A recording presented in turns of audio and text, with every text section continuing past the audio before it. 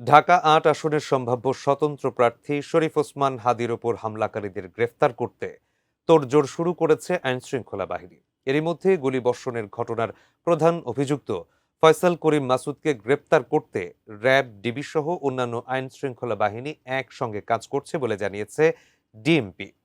এমন পরিস্থিতিতে হাদির হামলাকারীদের সবশেষ অবস্থান নিয়ে বিস্তারিত জানাচ্ছেন শেখ ফরিদ।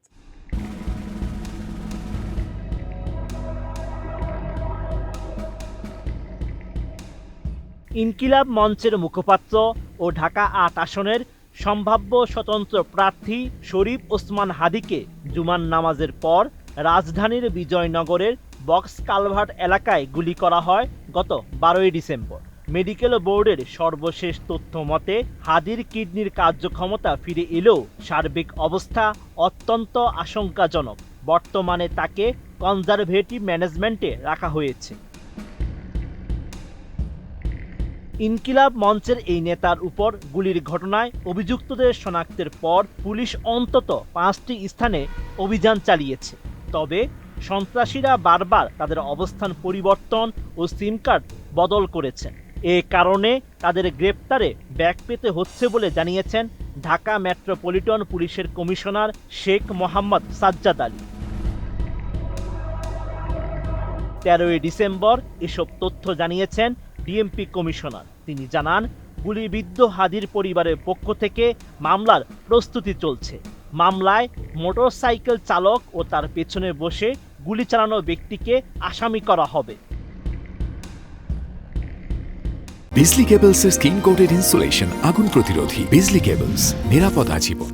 এদিকে ডিএমপির মতিঝিল জোনের এক কর্মকর্তা জানিয়েছেন, ঘটনা তদন্তে এখন পর্যন্ত বিশেষ অগ্রগতি হয়েছে।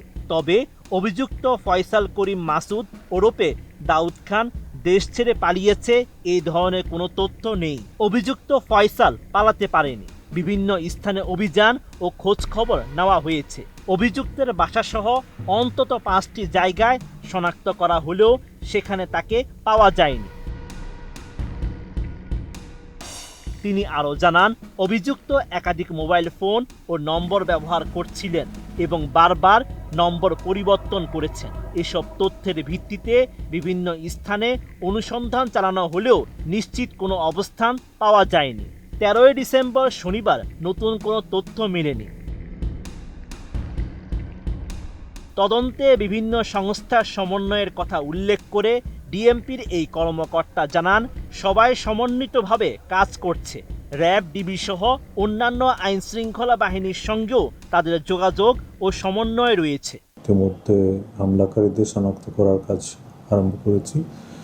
সংশ্লিষ্ট এলাকার সিসিটিভি ফুটেজ বিশ্লেষণ করে প্রাথমিকভাবে একজনকে আমরা শনাক্ত করতে সক্ষম হয়েছি এবং তার সম্পর্কে বিস্তারিত তথ্য সংগ্রহের কাজ চলমান রয়েছে। আমরা ঘটনাটা অত্যন্ত গুরুত্ব দিয়ে তদন্ত করছি। থানা পুলিশের পাশাপাশি ঢাকা মহানগরের বিশেষায়িত ইউনিটগুলো, ঢাকা মহানগর গোয়েন্দা পুলিশ, সিটিটিসি থেকে আরম্ভ করে অন্যান্য আইনশৃঙ্খলা বাহিনী সবাই এটা খুব গুরুত্ব দিয়ে তদন্ত করছে। Sheikh Farid, ATN news.